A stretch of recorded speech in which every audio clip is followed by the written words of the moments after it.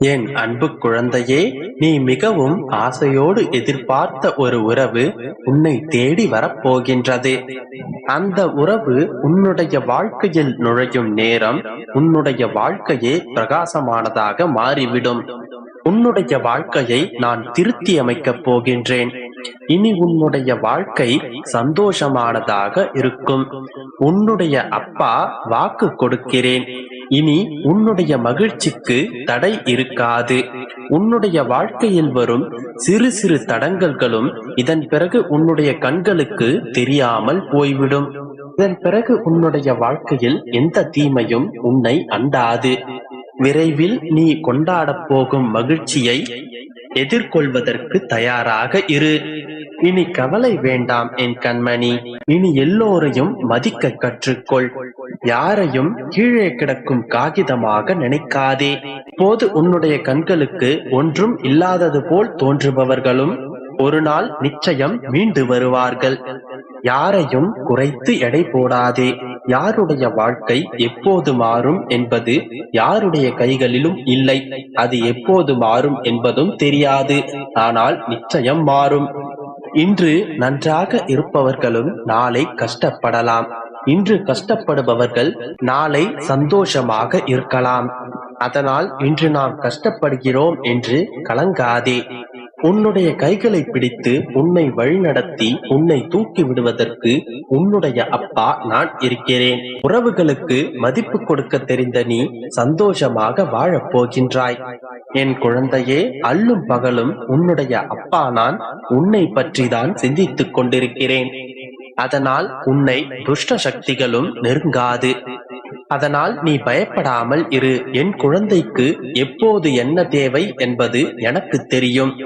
அதனை பூர்த்தி செய்வதற்கு எப்போதும் நான் தயாராகத்தான் இருக்கின்றேன். இதன் பிறகு உன்னுடைய கடமைகளை தெரிந்து அதனை நான் பூர்த்தி செய்து விடுவேன். உனக்கு என்ன நேரும் என்பதை நான் மட்டுமே அறிவேன். பொறுமையாக இரு. உன்னிடத்தில் இருக்கும் அனைத்து சிக்கல்களையும் நான் தீர்த்து வைக்கப் போகின்றேன். இதன் பிறகு உன்னுடைய பிரச்சனைகள் படிப்படியாய் தீர்ந்துவிடும். நீ நிம்மதியோடு இரு. உன்னுடைய மனதிற்கு பிடித்த நபர் எதற்காக உன்னை விட்டு விலகினாரோ அதனுடைய உண்மையை உணர்ந்து நிச்சயம் உன்னை தேடி வருவார். அந்த நாள் வெகு தொலைவில் இல்லை என் செல்லமே. இன்னும் சில நாட்கள் தான் இருக்கின்றது. அவருக்கு உண்மையை விளக்கி காட்டுவதற்கான செயல்களை நான் செய்து கொண்டுதான் இருக்கிறேன். விரைவில் உன்னுடைய வாழ்க்கை நீ நினைத்ததை போன்று மாறும். அர்த்தமற்ற உன்னுடைய வாழ்க்கை இதன் பிறகு அர்த்தம் மிகுந்ததாய் மாறப்போகின்றது. இதன் பிறகு உன்னுடைய வாழ்க்கையில் தென்றல் காற்று வீசத்தான் போகின்றது. அந்த இனிமையான நாட்களை அனுபவிக்க தயாராக இரு என் செல்லமே. மகிழ்ச்சி உன்னை தேடி வரும். இதன் பிறகு உன்னுடைய வாழ்க்கையில் மகிழ்ச்சி மட்டுமே வரும். என்னை நம்பு. நம்பிக்கையோடு காத்திரு என் தங்கமே. நீ என்னுடைய செல்ல பிள்ளை. எதையும் சாதிப்பதற்கான ஆற்றல் உன்னிடம் இருக்கின்றது. பிறருடைய பாராட்டுக்கும் பழிக்கும் செவி சாய்க்காதே. இது உன்னுடைய வாழ்க்கையை பின்னோக்கி இழுத்துவிடும். அதனால் உன்னுடைய வாழ்க்கையில் உன்னுடைய உடலையும் மனதையும் பலவீனப்படுத்தும் எதையும் கையால் கூட தொடாதே. சோம்பேறித்தனத்தை எந்த வழியிலாவது துரத்திட முயற்சி செய். படைத்தல், காத்தல், அழித்தல் இவை அனைத்தும் என்னுடைய தொழிலானது. உடல், மனம், புத்தி இந்த 3 நிலையும் நானே. மந்திரமும் தந்திரமும் எந்திரமும் நானே. சர்வமும் நானே, சகலமும் நானே. உன்னை காப்பவன் மிகவும் சக்தி வாய்ந்தவன் என்பதை நீ மறந்து விடாதே.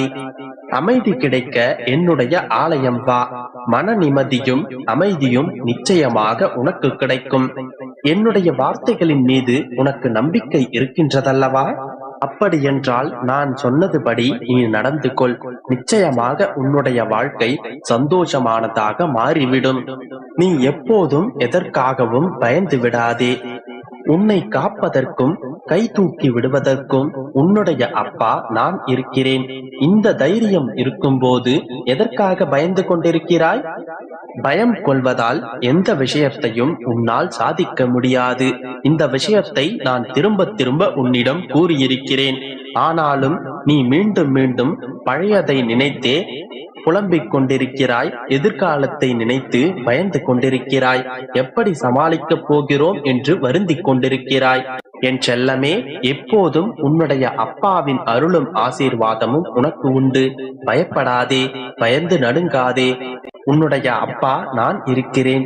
நம்பிக்கையோடு இரு, நல்லதே நடக்கும்.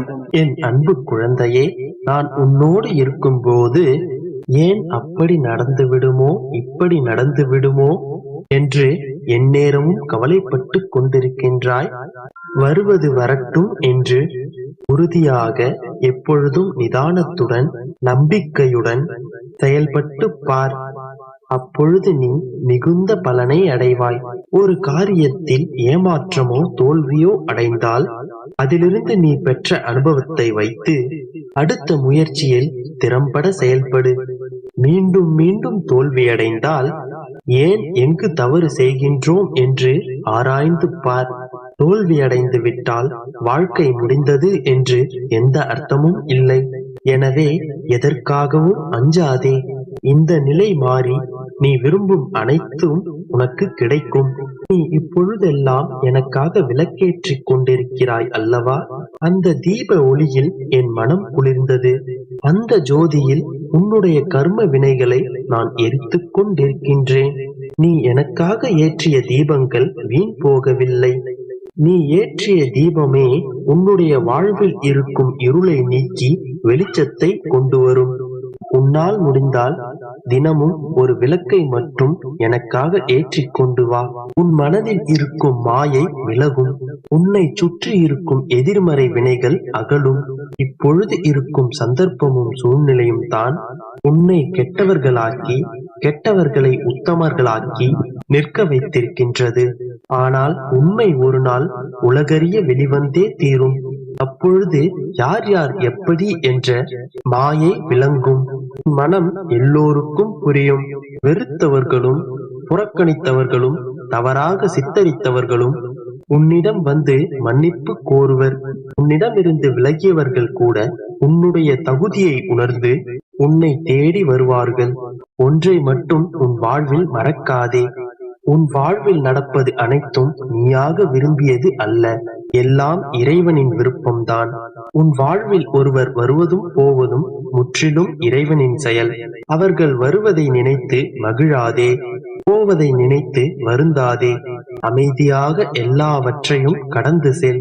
ஏனென்றால் இந்த வாழ்க்கையில் அனைத்தும் கடந்து போகும். இந்த உலகத்தில் எதுவும் நிரந்தரமல்ல. மாற்றம் ஒன்றே மாறாதது. இப்படி இருக்கும் பொழுது உன்னுடைய துன்பம் மட்டும் எப்படி நிரந்தரமாகும்? எனவே துணிந்து செல்.